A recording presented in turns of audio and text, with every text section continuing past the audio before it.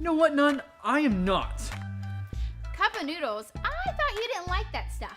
Don't you say something like, cup of noodles isn't real ramen noodles?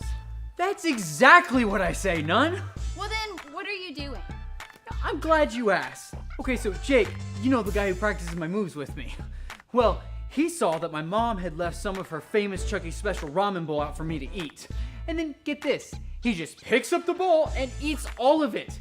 It was mine, not his. I was so hungry, and that ramen was all I had. Plus, it's my favorite.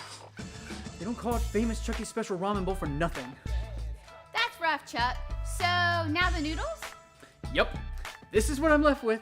Just a stinking cup of noodles. It's nothing like what my mom makes.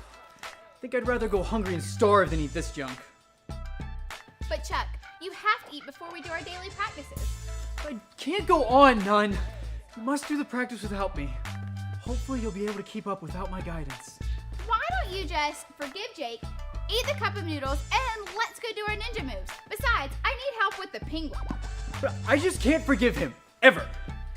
Chuck, this is not going to end well. If you don't forgive Jake, then you're not going to eat the noodles. And if you don't eat the noodles, then you're not going to practice. And if you don't practice, you might lose your title, and then I'm going to have to do all of this solo. Oh, Nun, you're right. I mean, if I stay bitter and don't forgive Jake, that sequence of events could be the end of Nun and Chuck as we know it. You know what? I'm going to forgive Jake, scarf down these noodles, then let's practice. Sounds great. While you eat that, I'm going to enjoy this thermos that your mom gave me of someone's famous ramen noodles. Unless you'd want to trade. Wait, did my mom give you some of her famous Chucky Special ramen bowl? Yes, please. Oh, thank you so much, Nun. Anytime.